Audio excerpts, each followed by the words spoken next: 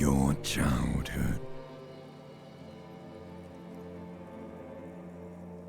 What it says on the can, Harry. Answer the question. Do you remember your wife's hand on your face?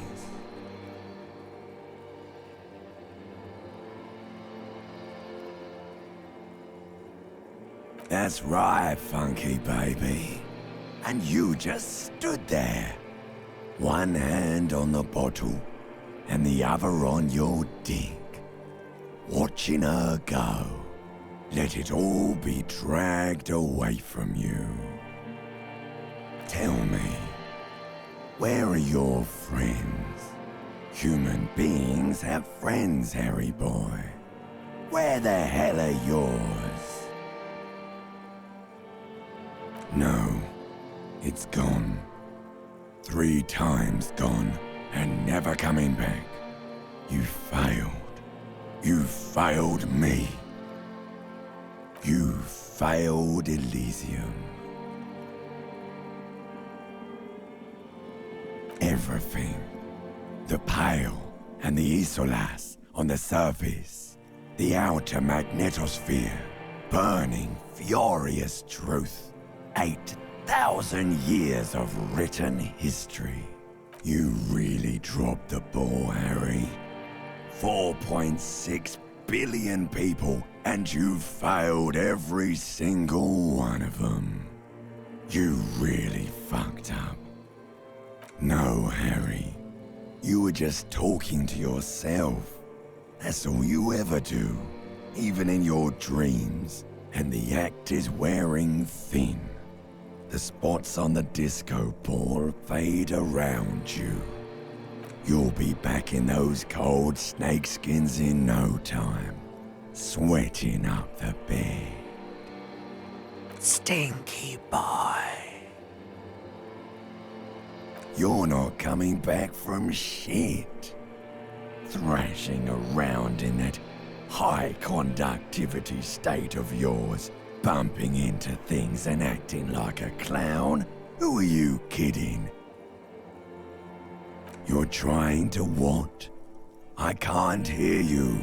This is just a word dream now. Jumbled up garbage. The pictures are gone. The bed rises to meet you. A thin, sleep-like state. More glass than velvet, grinding in your head. So something is wrong. Sleep shouldn't be this bad, this dry, this unnourishing. There's something wrong with your thoughts. Some kind of new type of hangover. Oh yes, party boy, and it's worse than the one before. Just think of the shit you saw. Here it comes too, so soon already. A silent alarm goes off in your head like clockwork, barely let you sleep at all. Time to get those clothes on, Harry. Time to go to work in the shit factory.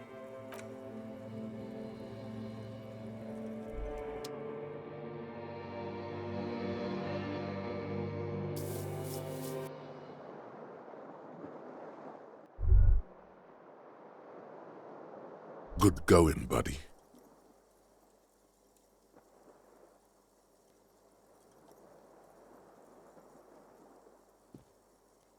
Oh, just a dream. You have ones like that all the time. You feel even worse this morning than you did last night. You mean, why are you so tired? Too tired and down to even think? It is worrying, isn't it? You can't be a detective like this. Detectives need to be able to think. It's just that your heart has finally pumped all the speed out of your system, Buster. Time to get some more. Don't do that. Stay strong. The hangover will wear off. You don't need to keep doing this to yourself.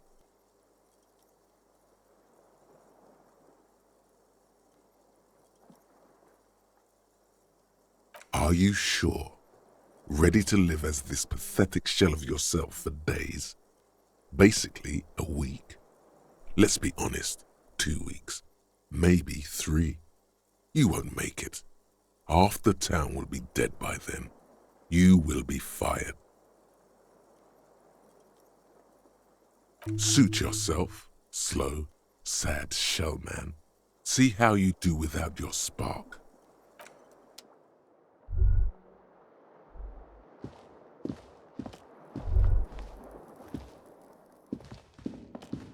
A mirror hangs on the bathroom wall. In it, your face, adorned with the expression.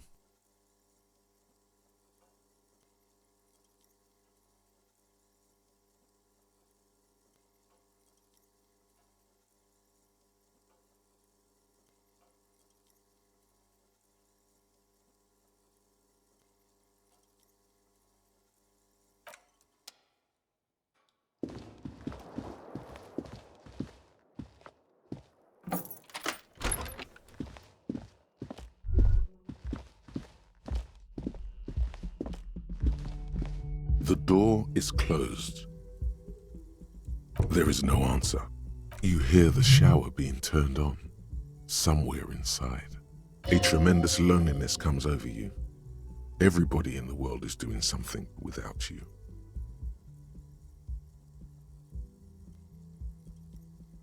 The door is closed.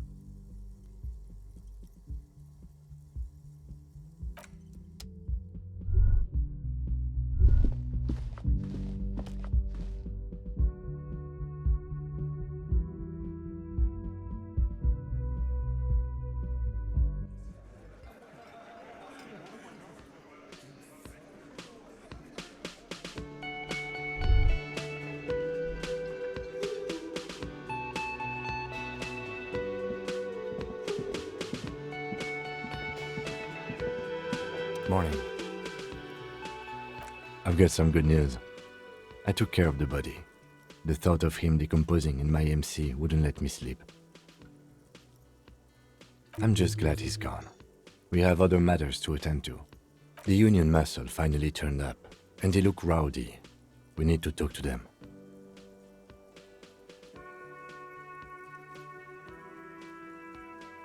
I completely forgot. Sorry, I had a rough night's sleep. It's them by the looks of it. Loud and nasty, just like the manager said. One loose thread less to worry about, and one big problem to replace it. One more thing before we do. We don't have to talk to them immediately. We can walk right past them, continue with our business. Good. A power move. Purposefully concentrate on something else first. Yeah, streetwise. Zoom right past. Do it on your own terms. But aren't you curious to know what they have to say about the murder? They're in no hurry to leave. They think they own the place. Anyway, I leave that choice to you. Whatever you decide is fine by me.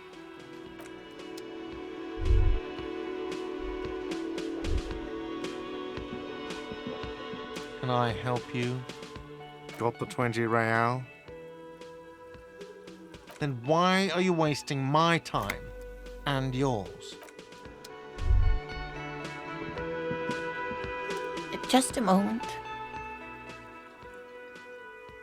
She's agitated, judging from the way she keeps pulling at the frayed edge of her blanket.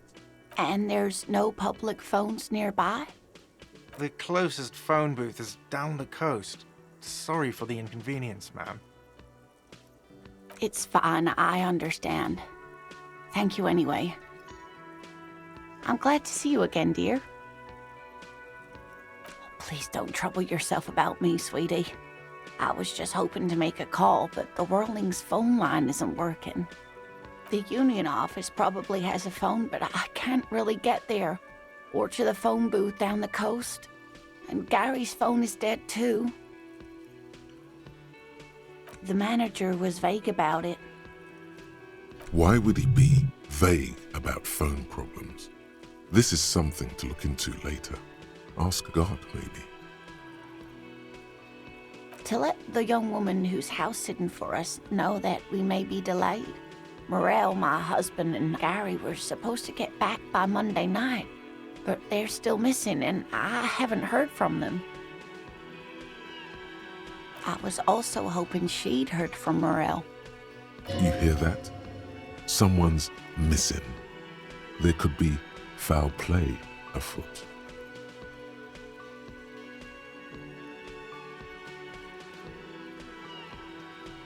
That's right.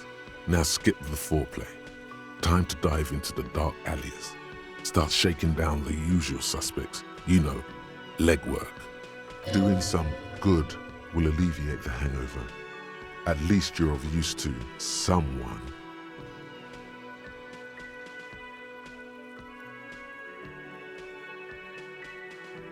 That's just it. This isn't like him at all. He always plans his expeditions so carefully. But you have more important things to worry about. Just some field work, sweetie. Morel is a highly trained scientist. He and his assistant Gary are studying an extremely rare species of insect. But they should have returned by now. They were just going down the coast across the waterlock to set a few traps. He said they'd be back on Monday. What could be keeping them?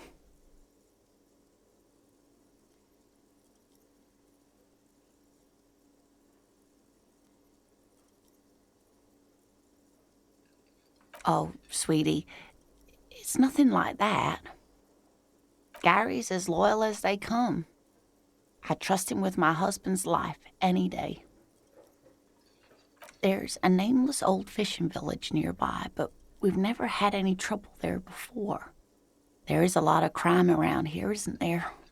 I can't say it's the best part of town, but I wouldn't worry too much about a pair of grown men traveling together. The lieutenant doesn't want to agitate the woman. Do it. Find her husband.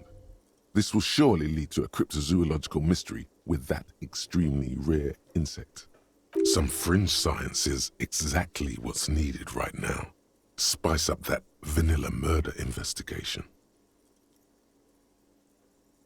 Are you sure we have time to go chasing after bug hunters just now? I did suggest we play it cool, but... if you say so.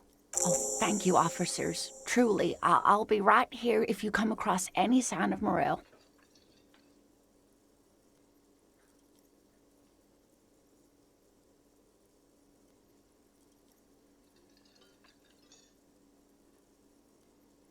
Oh my. What happened to the waterlock? Well, whatever the cause, I'm thankful. To both of you. You've spared me another sleepless night. You're welcome, ma'am. I hate to ask, but if your investigation takes you to the other side of the coast, please do keep an eye out for my husband. And if you see him, let him know Lena is waiting for him here at the Whirling. He gets so tangled up in his work that he may not know the waterlock's been repaired. And it's cold out there. Oh, you're such a dear. Thank you, sweetie. Oh, yes. A zoologist. A cryptozoologist, to be more precise. It's a pseudoscience that attempts to legitimize research into mythological beasts and urban legends. That's one opinion, yes. And people are entitled to their opinions. She's used to playing off such insults casually, but they still affect her. My apologies, ma'am. I did not mean to undermine your hobby.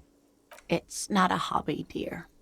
It's a subfield of zoology, one specializing in animal species that are so exceedingly rare that many assume them to be extinct or even fictitious.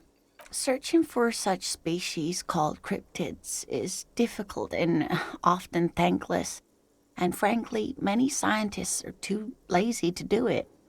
Universities these days are rarely interested in supporting real research. She's completely internalized her husband's struggles. They are her own. Oh dear, I'm not sure where to begin. Well, his expression is slightly grumpy, but his eyes are always bright and curious, like a small boy's. And his palms are quite coarse from all the field work, but he's quite gentle. It's always a challenge to describe the person you know best in the world.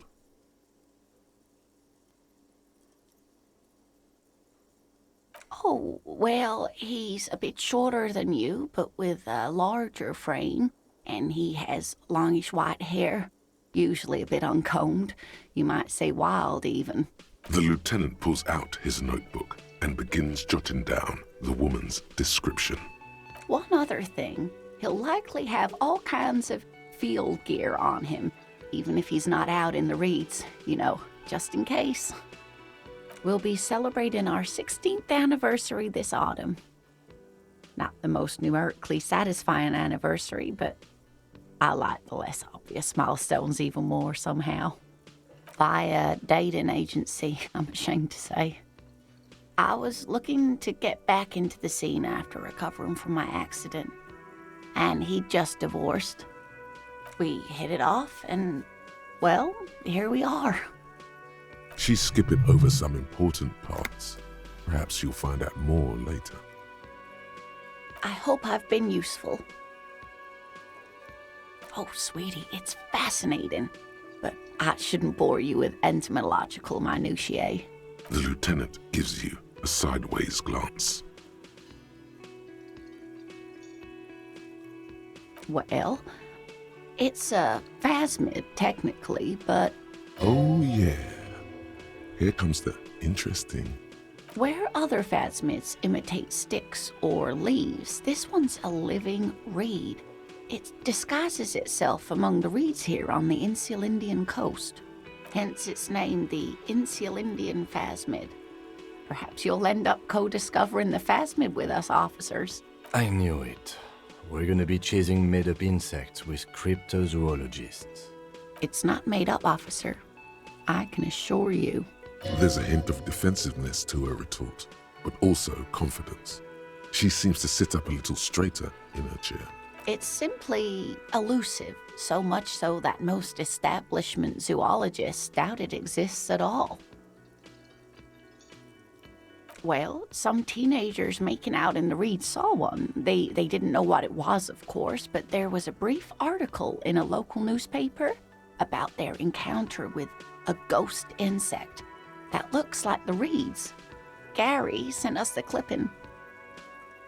Of course, most phasmid sightings turn out to be false alarms, but their description matched the Insulindian phasmid perfectly, and they didn't even know what they were looking at. Enthusiasm has wiped the worry from her face. Her eyes sparkle behind her glasses. I suppose I have something of a personal connection to the Insulindian phasmid. All scientists have their little hobby horses. Not at all. Why else would it hide itself so carefully? Oh, I doubt it. No one gets into cryptozoology for the money, sweetie. Yes, it can blend in almost perfectly among the reeds. It's how it stayed hidden all these years, centuries even. Oh dear, I'm afraid I'm not explaining this very well. It is very special. Morel can explain it all much better. I wish you could hear him describe it. Then you'd understand, I'm sure. Surely things can't be that bad? You sense that she won't judge you, no matter what you say.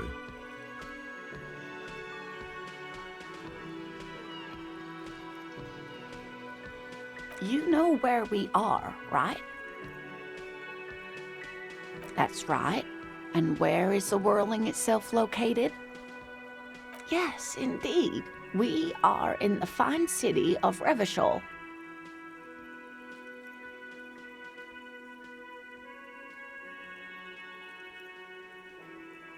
Yes, and Revachol? Oh my, how would I even begin to tell you? Revachol is the most beautiful city in the world. We're fortunate to be here, you and I. I haven't seen very many other cities personally, but everyone says so. Revachol is a rare jewel. This city used to rule the world, though It has seen better days. Speaking of history, you know what year it is, yes?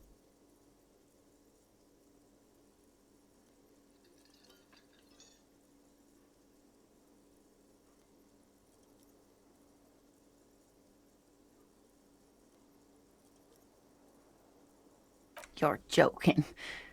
Try again, one more time. What year is it? That's right, dear. How splendid. Here, take this pen. Knowledge should always be rewarded. Her relief is palpable.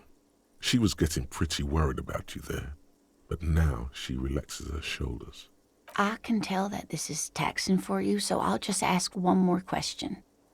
What regime are we living under? What mode of government?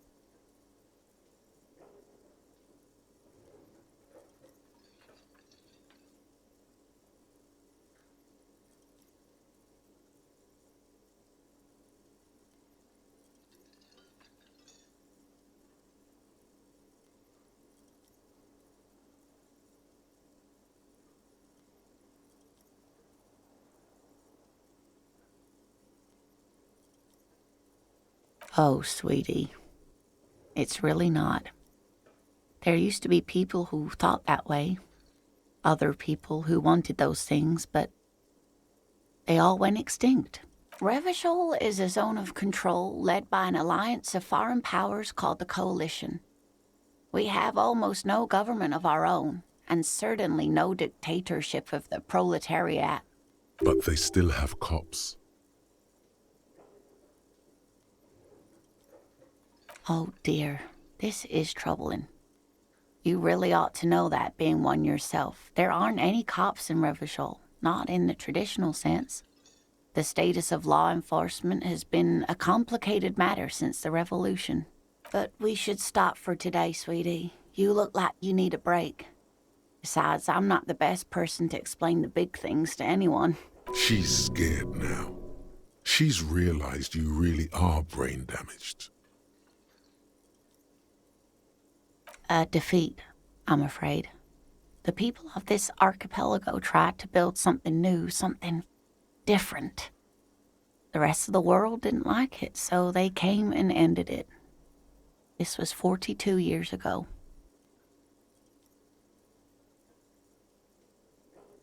It has something to do with everything. I really don't know how to explain it better. I'm just a poor woman, she thinks. What do I know of these things? And how can I help you? Someone more educated in sweeping matters. Maybe you should ask. No, I'm not an encyclopedia. I won't be a guide either. I'm a detective. Of course. Then I don't know. Someone rich, maybe? Wealthy people are educated. Though I don't know where you would find a wealthy person in Martinez.